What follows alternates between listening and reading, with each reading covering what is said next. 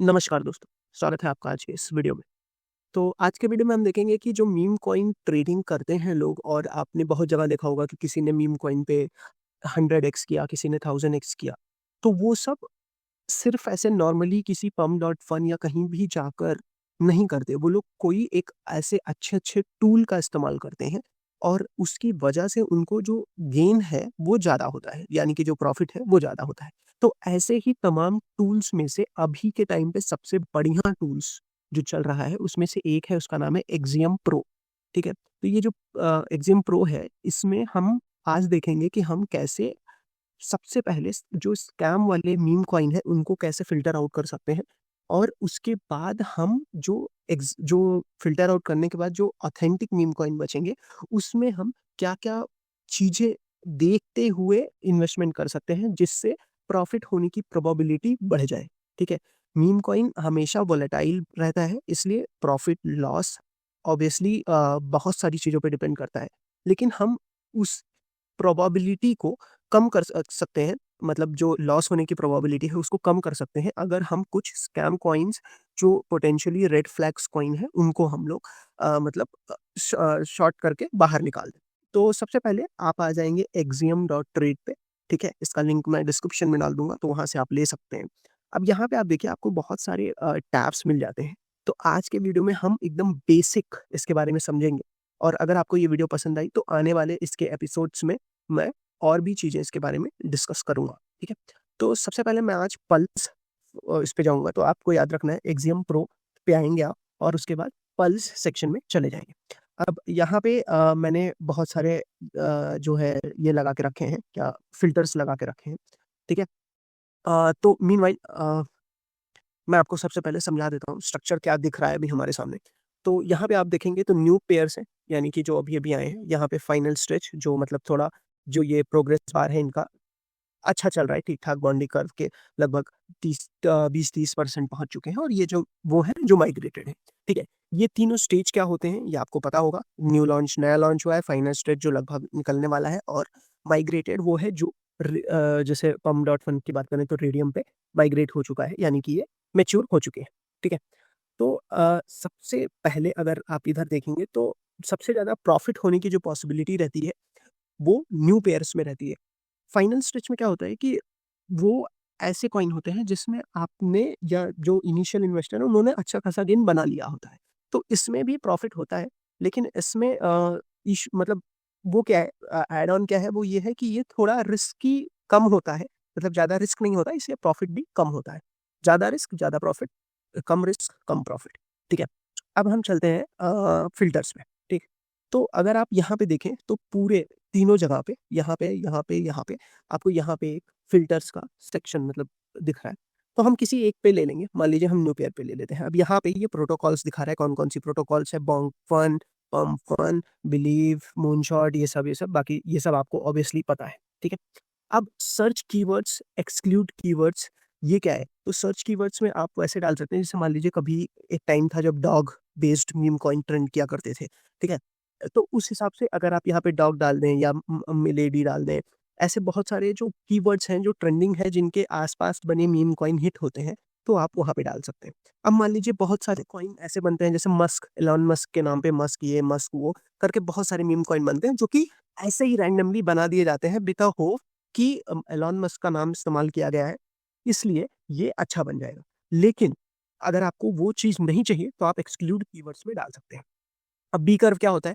B curve वो percentage होता है जितना वो मैच्योरिटी के लिए है। तो अगर आप यहाँ देखेंगे तो इन सब का बहुत कम बी कर्व आएगा, ठीक है? इन सब का थोड़ा ज़्यादा रहेगा और इन सब का लगभग पूरा कंप्लीट पे रहेगा। तो वो उसके बारे में हम अभी आगे जब ये सेगमेंट देखेंगे तब देखेंगे, ठीक है? अब हम ऊपर आते हैं ऑडिट, तो ये डेक्स पेड और ये सीए एंड्स विद पम्प मतलब पम्प डॉट फन वो जो सोलाना बेस्ड मीम कॉइन होता है उसमें आप जो कॉन्ट्रैक्ट एड्रेस होता है उसको कस्टमाइज़ कर सकते हैं, ठीक है? तो डेक्स पेड में ये होता है कि ये those people have paid to decentralised exchange for promotion, for visibility ऐसा होता है, ठीक है? ऐज में अगर आप देखें तो ऐज कितने से कितने तक मिनिमम मैक्सिमम अंडरस्टूड चीज़ है ये, ठीक है? मैक्सिमम होल्डर्स जो हैं, तो टॉप 10% जो होल्डर्स होते हैं वो अगर आपके बहुत ज़्यादा हैं, किसी भी कॉइन में टॉप 10% ऑफ होल्डर्स बहुत ज़्यादा होल्ड करके रख रहे हैं, तो वो पोटेंशियली रेड फ्लैग है। रीज़न क्यों? जैसे मान लीजिए 100 कॉइन है और उसमें से 60 जो है मैं और आप हम 2 लोग यूज़ कर रहे हैं। मतलब 60 टोकन मैंने और आपने ही होल्ड करके रखा है। तो कोई भी बाकी के 40 टोकन कितना भी खरीद ले, अगर हम दोनों ने बेच दिया तो उसका लॉस होना ही होना है। इसलिए हमेशा से जो टॉप 10% होल्डर्स होते हैं, उनकी जो होल्डिंग कैपेसिटी है वो कम से कम होनी चाहिए। तो इस केस में मैंने 20 डाला है, आप इसको 10-15 पे भी रख सकते हैं। ठीक है? डेवलपर्स होल्डिंग, ठीक है? अब जैसे जिस बंदे ने टोकन बनाया है वो अपने लिए कुछ होल्ड करेगा, तो वो भी अगर ज़्यादा होल्ड कर रहा है तो भी इश्यू है, क्योंकि अगेन अगर उसने बेच दिया तो बाकी आप जो भी खरीद रहे हो आपको लॉस हो जाएगा। उसके बाद स्नाइपर्स जो बॉट होते हैं, इनसाइडर्स वो लोग होते हैं जिनको डेवलपर के वॉलेट से डायरेक्टली टोकन ट्रांसफर किया जाता है, या फिर जो मिले-जुले लोग होते हैं, इसको भी कम रखना चाहिए। ठीक है? उसके बाद फिर बंडल्स, ठीक है? अब बंडल्स भी आपको परसेंटेज वाइज़ कम रखना है। अब आप होल्डर्स, प्रो ट्रेडर्स, डिव ये सब बहुत सारी चीज़ें हैं, वो आप देख सकते हैं। होल्डर्स ज़्यादा चाहिए, आपको कम चाहिए, तो होल्डर्स का अगर थोड़ा बहुत मतलब एक हैंडसम अमाउंट ऑफ होल्डर्स हैं, then it is way more than enough. अब वॉल्यूम क्या है कि ट्रेड कितने वॉल्यूम पे हो रहा है। अब मान लो कॉइन बहुत अच्छा है, सब कुछ अच्छा है, लेकिन उसमें ट्रांज़ैक्शंस ही नहीं है, तो आप प्रॉफ़िट कैसे करोगे? मतलब अगर कोई एक कॉइन है जिसको लास्ट 2 दिन पहले किसी ने खरीदा था, उसके बाद कोई खरीद ही नहीं रहा है, ना कोई बेच रहा है, तो आप उसको कुछ भी करो, खरीद लो या कुछ भी करो, उसमें आपको प्रॉफ़िट नहीं होने वाला, क्योंकि जब तक वॉल्यूम नहीं है, तब तक तो प्राइस फ्लक्चुएशन होगा ही नहीं। ठीक है?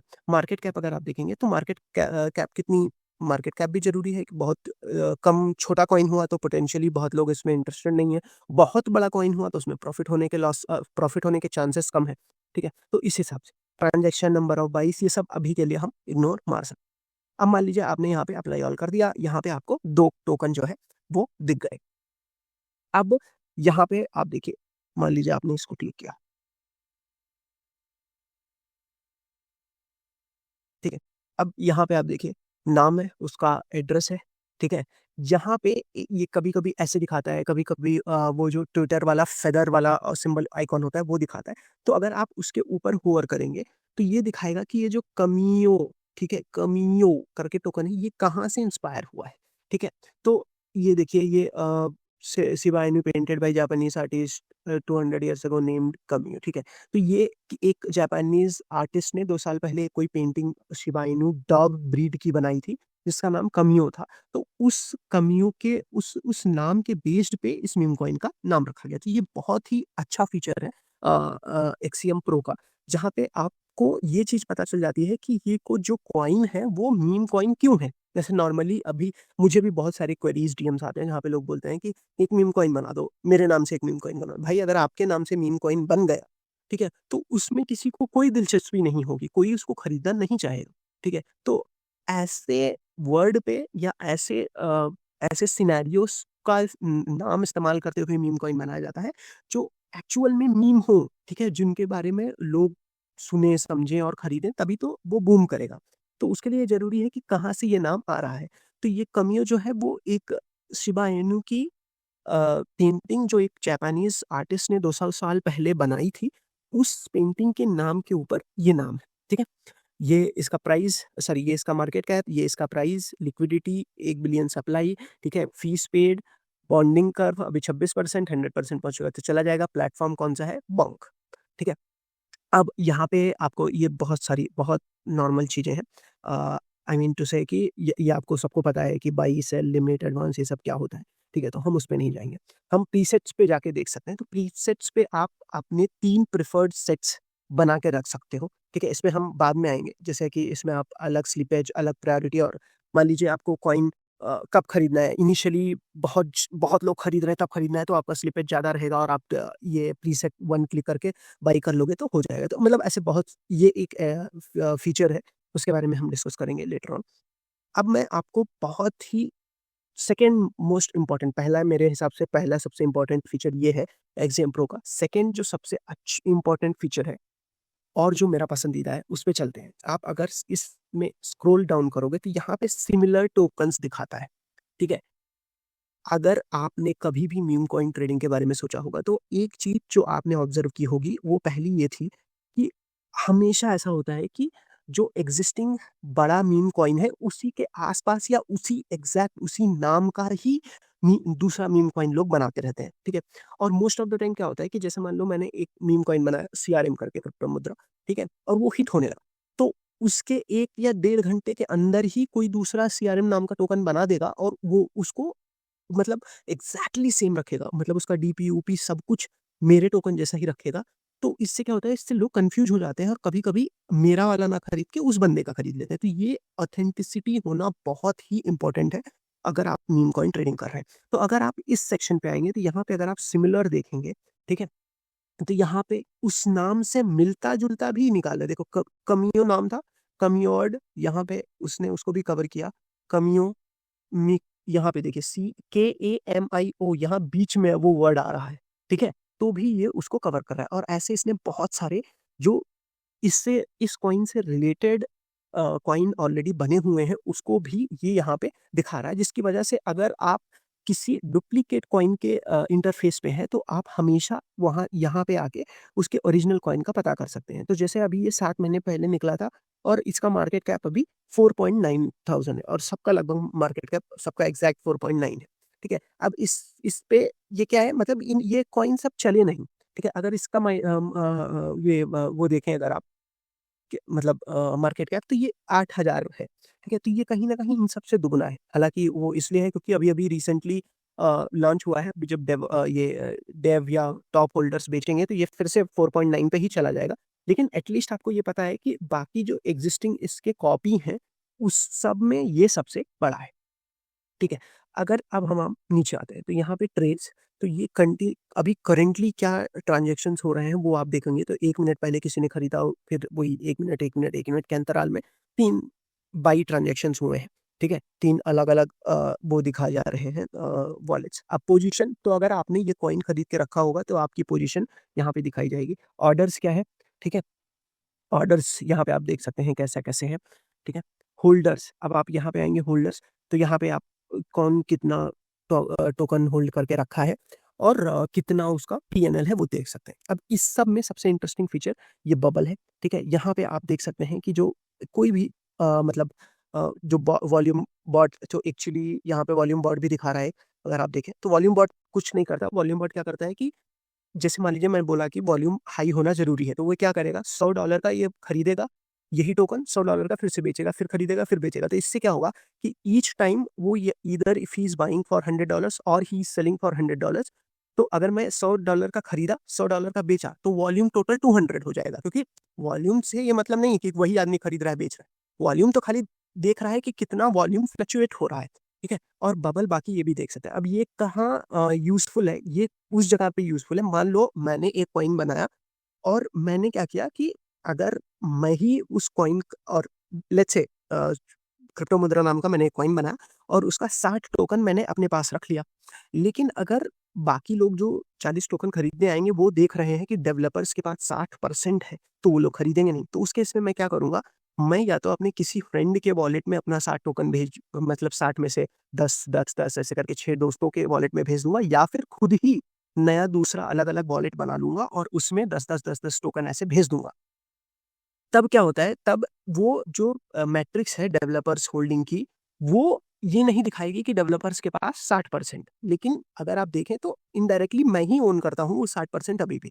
तो वो एक तो इनसाइडर वॉलेट्स में कवर हो जाएगी। मान लीजिए इनसाइडर वॉलेट्स में वो कैच नहीं हो पा रही है, तो अगर आप यहाँ से देखेंगे तो यहाँ पे आपको बबल फॉर्मेट में वो दिख जाएगा कि डेवलपर्स ने ये टोकन कहाँ-कहाँ ट्रांज़ैक्शन हुआ है। तो अभी यहाँ पे आप देखें तो वॉल्यूम बॉट और अ, मतलब जो वॉल्यूम बॉट है और उसके साथ ये जो ये वॉलेट है इसका ट्रांज़ैक्शन हुआ है, ठीक है? इसके पास 1.98 मिलियन टोकन्स हैं, ठीक है? तो यही दोनों का मेजर जो ट्रांज़ैक्शन रहा है, वो रहा है। अगर हम टॉप ट्रेडर्स में देखें तो किसका सबसे ज़्यादा गेन है, तो ये देखिए अगर आप, तो ये $0 एवरेज बाई है और इसका पीएनएल है अभी 248, ठीक है? डेवलपर्स टोकन, मतलब इससे पहले जो ये जिस बंदे ने ये टोकन बनाया है उसने और कौन-कौन से टोकन बनाए थे और उसमें से कितने माइग्रेट हुए। अब ये क्यों ज़रूरी है? ये इसलिए ज़रूरी है कि अगर कोई किसी ने ऑलरेडी पहले कोई ऐसा कॉइन बनाया है जो माइग्रेट हुआ है, तो उसको पता है कि माइग्रेशन कैसे करना है, उसको पता है कि कौन से वर्ड के ऊपर कॉइन बनाना है, उसको पता है कि कैसे मीम कॉइन के लिए वो जो मीम ना मीम पकड़नी है, कौन सी मीम पे हिट होगा, तो मतलब एक्सपीरियंस है। तो अगर किसी के पास एक्सपीरियंस है तो उसका नेक्स्ट जो कॉइन है वो भी माइग्रेट होगा, इसकी प्रोबेबिलिटी बढ़ जाती है। वैसे ऐसा ज़रूरी नहीं है, लेकिन अगर आप इसको देखें तो ये पिछले 1 घंटे के अंदर इतने कॉइन बना चुका है। तो ये काइंड ऑफ खाली कैसे कर रहा है कि कॉइन बना रहा है, ज़्यादा क्वांटिटी में खरीद रहा है, बाकी लोग इन्वेस्ट कर रहे हैं, फिर बेच के निकल जा रहा है। तो मतलब थोड़ा-थोड़ा, थोड़ा-थोड़ा प्रॉफिट हर कॉइन में बना रहा है, अगर मैं समझ पा रहा हूँ तो। ठीक है? क्योंकि इसका एक भी कॉइन माइग्रेट नहीं हुआ, तो ये सीरियसली कुछ नहीं कर रहा है, किसी चीज़ पे ध्यान नहीं दे रहा है, ये जस्ट बना के थोड़ा बहुत, थोड़ा बहुत, थोड़ा बहुत प्रॉफिट खींचते जा रहा है। ठीक है? अब यहाँ पे इंस्टेंट ट्रेड्स है। अब इंस्टेंट ट्रेड्स एक एक पॉपअप विंडो है जो इस तरीके से खुल गई। अब इसमें आप जो भी है आप सेट करके रख सकते हो, ठीक है? आप यहाँ पे जैसे मुझे क्या करना है, क्या होता है कि मीम कॉइन वगैरह में जो आपकी स्पीड है वो बहुत मैटर करती है, ठीक है? तो अभी मैं जाऊँ यहाँ पे, जो मैं आपको बता रहा था ये बारे में बाद में बात करेंगे। अभी मैं जाऊँ यहाँ पे बाई ऑप्शन करूँ, लिमिट पे जाऊँ, अमाउंट सेट करूँ, बाई कमो करूँ, उतने उतने टाइम के अंदर ही कम से कम 3-4 ट्रांज़ैक्शन ऑलरेडी हो जाएँगे। तो इंस्टेंट ट्रेड्स का ये जो पॉपअप विंडो है, ये हमेशा फ्लोटिंग रहेगा। आप कहीं भी रहो, कुछ भी करो, इधर-उधर घूमो, जो मन कहे वो करो। ये हमेशा पॉपअप रहेगा, ये फ्लोट करता रहेगा, ठीक है?